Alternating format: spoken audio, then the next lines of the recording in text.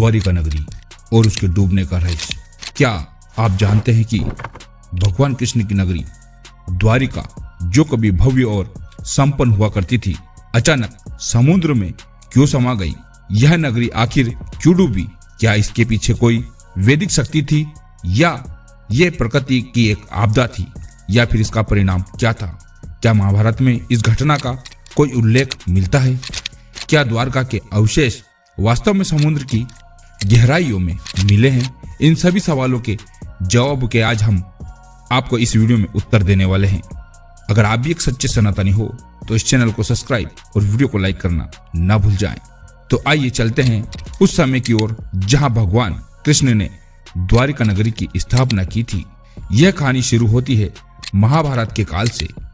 महाभारत के युद्ध के बाद भगवान श्री कृष्ण ने मथुरा छोड़ने का फैसला किया और पश्चिम दिशा की ओर बढ़े।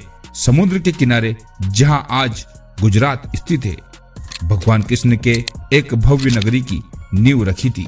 उसे द्वारका नगरी कहा जाता है।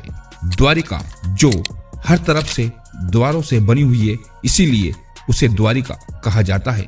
भगवान कृष्ण ने इसे एक जलमग्न भूमि पर बसाया था। द्वारका को विश्व की पहली सुनियोजित और भव्य नगरी माना जाता है, जिसमें अद्वितीय वास्तुकला और योजना देखने को मिलती है। इसे समुद्र से बचाने के लिए चारों ओर ऊंची दीवारें और बनाई गई थी, जिससे यह नगरी दुश्मनों से पूरी तरह सुरक्षित रहे। लेकिन सवाल यह उठता है कि किसने बनवाई थी यह नगरी? महाभारत और अन्य पुराणों में बताया गया है कि भगवान श्री कृष्ण ने विश्वकर्मा देवताओं के प्रमुख शिल्पकार से यह नगरी बनवाई थी। इसकी भव्यता और समुद्र का वर्णन कई ग्रंथों में हमें देखने को मिलता है। अब प्रश्न यह उठता है कि यह नगरी कब बनी? द्वारिका की स्थापना महाभारत के युद्ध के बाद कब हुई, जिसे लगभग 5000 वर्ष पूर्व का माना जाता है। यह नगरी अपने समय में संस्कृति, व्यापार और आधुनिकता का केंद्र थी, लेकिन यह एक और रहस्य बना हुआ रहता है। इतिहास में ऐसा क्या हुआ कि यह भव्य नगरी अचानक समुद्र में डूब गई? क्या यह कोई वैदिक घटना थी या कोई प्राकृतिक आपदा? महाभारत के अंत में भगवान श्री कृष्ण का समय समाप्त होने को था। यादवों के बीच आपसी कलह बढ़ने लगी, तो एक शाप के परिणाम स्वरूप भगवान कृष्ण के वंश का अंत हो गया। भगवान ने इस विनाश को स्वेच्छ से स्वीकार किया और पृथ्वी छोड़ने का निर्णय ले लिया। महाभारत में यह स्पष्ट रूप से बताया गया है कि भगवान श्री कृष्ण के पृथ्वी से जाने के बाद द्वारिका नगरी समुद्र में समा गई। यह घटना ऐसे समय हुई जब भगवान ने पृथ्वी पर अपनी लीला समाप्त कर ली थी। लेकिन क्या यह सिर्फ एक पौराणिक कथा है या इसके पीछे कोई वैज्ञानिक कारण भी रहा है? क्या वास्तव में समुद्र में द्वारका को अपने अंदर समेट लिया था? 1950 के दशक में भारतीय पुरातत्व ने द्वारका के रहस्य को उजागर करने का प्रयास किया। समुद्र के अंदर खोजबीन शुरू हुई। वैज्ञानिकों और गोताखोरों की टीम ने समुद्र की गहराइयों में अद्भुत खोज की। अद्भुत रूप से उन्हें समुद्र के नीचे प्राचीन अवशेष मिले, जिनमें पत्थर की बनी संरचनाएं और स्तंभ थे। यह परिणाम था कि वास्तव में द्वारका नगरी समुद्र में समा चुकी थी। लेकिन इन अवशेषों की क्या आयु थी? क्या ये द्वारका नगरी से संबंधित थे? वैज्ञानिकों ने संरचनाओं का कार्बन डेटिंग द्वारा परिश्रम किया, जिससे ये साबित हुआ कि यह अवशेष लगभग 3000 से 5000 साल पुराने हैं। यह वही समय था जब द्वारिका नगरी के डूबने का उल्लेख मिलता है। इससे यह स्पष्ट हुआ कि द्वारिका का डूबना कोई कल्पना नहीं, बल्कि एक ऐतिहासिक सत्य है। यह वास्तव में एक समुद्र आपदा थी, जिसमें द्वारका नगरी धीरे धीरे समुद्र में विलीन हो गई।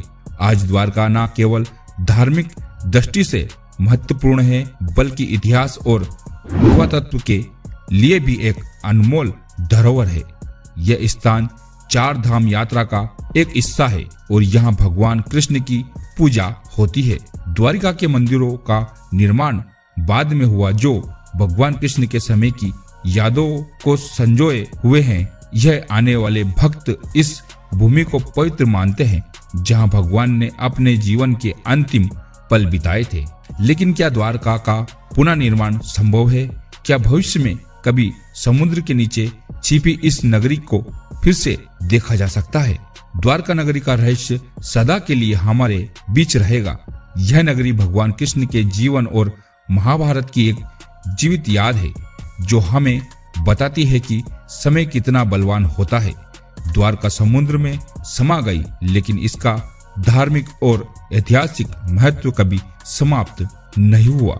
द्वारका नगरी का डूबना हमें यह सिखाता है कि चाहे कितनी भी भव्यता हो, प्रकृति के सामने कुछ भी स्थिर नहीं रहता। द्वारका का यह रहस्य हमारे इतिहास, धर्म और विज्ञान के संगम का एक अनोखा उदाहरण रहेगा। तो क्या आप भी कभी द्वारका के रहस्यों को खुद देखने के लिए समुद्र के तट पर गए हो?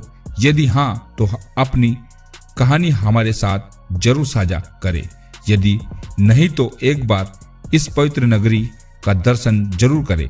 द्वारका हमें अपने अतीत से जोड़े रखती है। ऐसे ही और रहस्यमय और रोचक विषयों के बारे में जानने के लिए हमारे चैनल को सब्सक्राइब करें और बेल आइकन को ऑल पर सेट करें, क्योंकि आने वाली नोटिफिकेशन आपको मिल सके। अगली बार हम आपके लिए लेकर आएंगे एक और अद्भुत कहानी। तब तक के लिए जय श्री कृष्णा।